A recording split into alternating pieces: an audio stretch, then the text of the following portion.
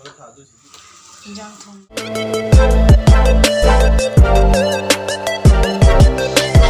Production.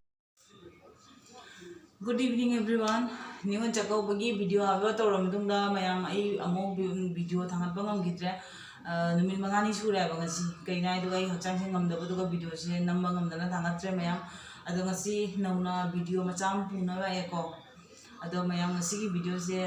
aina khanjara makong ayuk ta ngasi sang sang ya phajana thongaga ngasi di dum charage mubang oi tawrage kai khalam ya bako chai jang di thonge aduga thongbi mache da man namme aduga chang jang ge putho ga mun namme ya bako mubang tawga matang je chak chaning da bako bani ne mubang ge tawning dra si mubang tawtre ado hoji chan binai ba koi ru sai ko engonda jumdegi khara thoga ne ado ahang hong da chat kai na tawre mayam do karam hong da na do mayam jemina se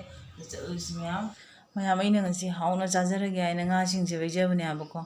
ado aina hoji nga cha hinjang sing ge thongaga mathen makoi sing ge tawraga ne ai hoji mubang tawge na tawri me abako ado ngamdoiba ngamoidoiba di khangde aduga thongba amta loji mayam jengsi ai nyang thongba lojore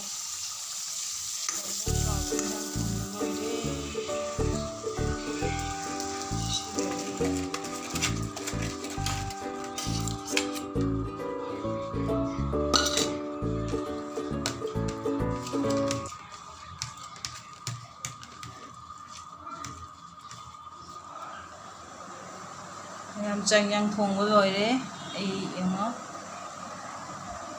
singa thongba lapu romba soyabin baja bada kobi siko naba ado ngasi di mubang oino ularoige siga dum loisolage nunghinda mu koi ba chatoi ne ba adugi di ularoige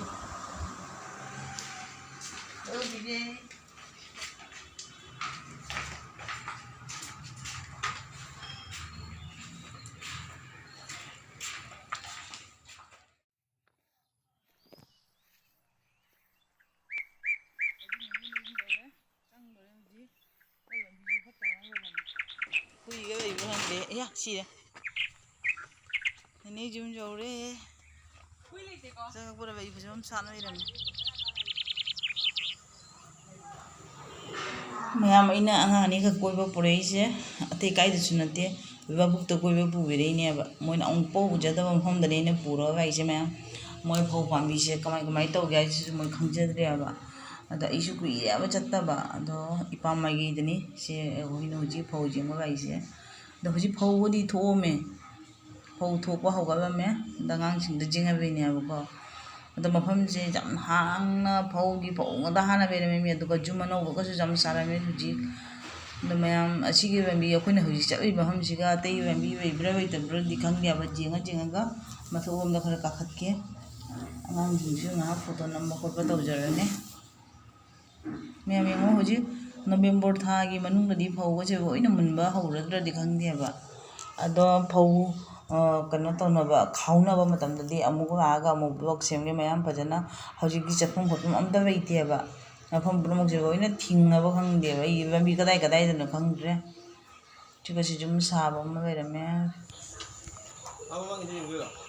mama yenge siga lambi bai tre ko kaida jam sanga chatpa ki jaibo sanda gi ja ha jagoi sadai ni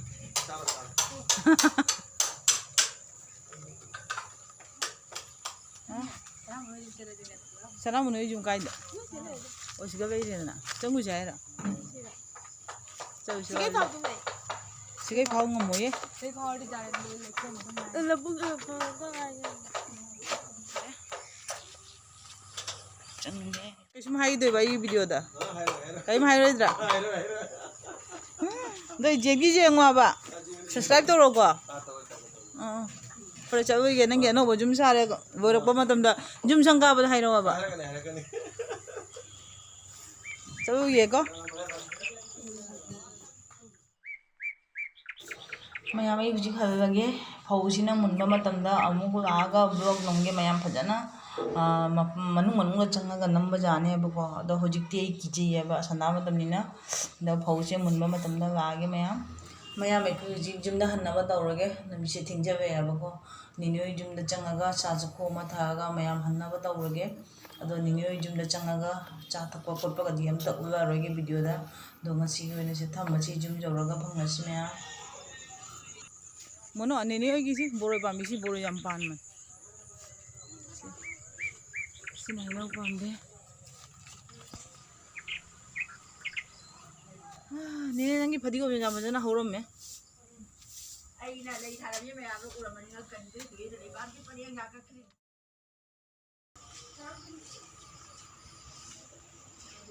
ꯅꯦꯅꯦ ꯂꯩꯕ꯭ꯔꯥ ꯂꯩꯇꯕ꯭ꯔꯥ ꯈꯪꯗꯦ ꯃꯌꯥꯝ ꯑꯩ ꯍꯧꯖꯤꯛ ꯌꯨꯝ ꯌꯧꯔꯦ ꯉꯁꯤ ꯉꯥꯏꯍꯥꯛ ꯀꯣꯏꯔꯨꯕꯗꯨꯒ ꯃꯥꯏꯟꯒꯁꯦ ꯄꯨꯔꯥ ꯐ꯭ꯔꯦꯁ ꯑꯣꯏꯔꯦ ꯃꯌꯥꯝ ꯑꯗꯣ ꯉꯁꯤ ꯌꯥꯝꯅ ꯅꯨꯡꯉꯥꯏꯕ ꯚꯤꯗꯤꯑꯣꯕꯨꯗꯤ ꯅꯠꯇꯦꯕ ꯃꯌꯥꯝ ꯑꯗꯨꯒꯤꯁꯨ ꯑꯩꯒꯤ ꯃꯥꯏꯟꯁꯤꯗꯤ ꯈꯔ ꯐ꯭ꯔꯦꯁ ꯑꯣꯏꯔꯦ ꯃꯌꯥꯝ ꯑꯗꯣ ꯃꯌꯥꯝꯅ ꯑꯩꯒꯤ ꯚꯤꯗꯤꯑꯣꯁꯤꯁꯨ ꯁꯞꯄꯣꯔꯠ ꯇꯧꯕꯤꯔꯣ ꯃꯌꯥꯝ ꯑꯗꯣ ꯃꯌꯥꯝꯅ ꯁꯕꯁꯀ꯭ꯔꯥꯏꯕ ꯇꯧꯕ ꯀꯥꯎꯕꯤꯒꯅꯨ ꯂꯥꯏꯛ ꯁꯤꯌꯔꯁꯨ ꯇꯧꯕꯤꯌꯣ ꯃꯌꯥꯝ ꯑꯗꯣ ꯐꯖꯕ ꯀꯣꯃꯦꯟꯁꯨ ꯇꯧꯕꯤꯔꯛꯑꯣ ꯀꯔꯤ ꯇꯧ ꯍꯥꯏꯕꯗꯣꯀꯣ ꯑꯩꯉꯣꯟꯗ ꯑꯩꯁꯨ ꯌꯥꯝꯅꯗꯤ ꯍꯩꯅ ꯇꯧꯕꯗꯤ ꯅꯠꯇꯦꯕ ꯅꯠꯇ꯭ꯔꯒꯁꯨ ꯑꯗꯨꯝ ꯃꯌꯥꯝꯅ ꯀꯣꯃꯦꯟꯒꯗꯤ ꯇꯧꯔꯒꯗꯤ ꯑꯗꯨꯝ ꯑꯩ ꯇ꯭ꯔꯥꯏ ꯇꯧꯕ ꯌꯥꯏꯑꯕꯀꯣ ꯃꯌꯥꯝ ꯑꯗꯣ ꯃꯊꯪꯒꯤ ꯚꯤꯗꯤꯑꯣꯗꯤ ꯌꯥꯝ ꯅꯨꯡꯉꯥꯏꯕ ꯑꯃ ꯄꯨꯅꯕ ꯂꯥꯛꯅꯕ ꯍꯣꯠꯅꯒꯦ ꯃꯌꯥꯝ ꯑꯗꯣ ꯉꯁꯤꯒꯤ ꯑꯣꯏꯅ ꯁꯤꯗ ꯊꯝꯃꯒꯦ ꯃꯌꯥꯝ ꯑꯗꯣ ꯒꯨꯗ ꯅꯥꯏꯠ